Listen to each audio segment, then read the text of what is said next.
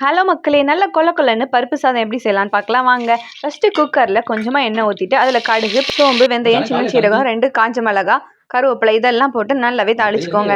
அதுக்கப்புறம் நம்மகிட்ட இருக்கிற காய்கறியில எல்லாமே கொஞ்சம் கொஞ்சமா எடுத்து வச்சுக்கோங்க. அதையும் அந்த குக்கருக்குள்ள போட்டு நல்லாவே கிளறி விட்டுக்கோங்க. அதுக்கப்புறம் நம்ம இடிச்சு வச்சிருக்க இஞ்சி பூண்டு விழுதையும் போட்டு அதையும் நல்லா கிளறி விட்டதுக்கப்புறம் கொஞ்சமா உப்பு, பெருங்காயத்தூளும் போட்டு நல்லாவே வேக வச்சுக்கலாங்க. அதுக்கப்புறம் கொஞ்சமா மஞ்சத்தூள், சாம்பார் பொடி, குழம்பு மிளகாத்தூள் இதெல்லாம் போட்டு நல்லாவே கிளறி விட்டுக்கலாம். அப்புறம் கொஞ்சமா புளி எடுத்து அதையும் கரைச்சி அதையும் அது கூட சேர்த்து விட்டுக்கலாங்க. இது கூடவே கொத்தமல்லி தழையை கட் பண்ணி வச்சிருக்கேன். அதையும் அது கூட சேர்த்ததுக்கப்புறம் இந்த டிஷ்ஷுக்கு தேவையான அளவு தண்ணி ஊற்ற போகிறோம். 1 கிளாஸ் அரிசி 1 கிளாஸ் துவரம் பருப்பு எடுத்திருக்கேன். ஸோ அதுக்கு ஈக்குவல் பண்ணுறதுக்காக தண்ணி வந்து 6லேருந்து 7 கிளாஸ் வரைக்கும் ஊற்றிக்கலாங்க. அப்புறம் நம்ம ஊற வச்சிருந்த அரிசி பருப்பையும் நம்ம குக்கரில் சேர்த்துக்கலாம். தேவையான அளவு உப்பு போட்டு குக்கரை மூடி வச்சு 2 விசில் விட்டு எடுத்துக்கலாங்க. விசில் வந்ததுமே அதில் கொஞ்சமா நெய் ஊற்றி நல்லா கிளறி விட்டு கொஞ்ச நேரம் கொதிக்க விடுங்க. நான் பருப்பு சாதம் இஸ் ரெடி டு சர்வ். அப்பெல்லாம் ஊறுகாய் வச்சு சர்வ் பண்ணிக்கலாம். நீங்களும் ட்ரை பண்ணி பாருங்க.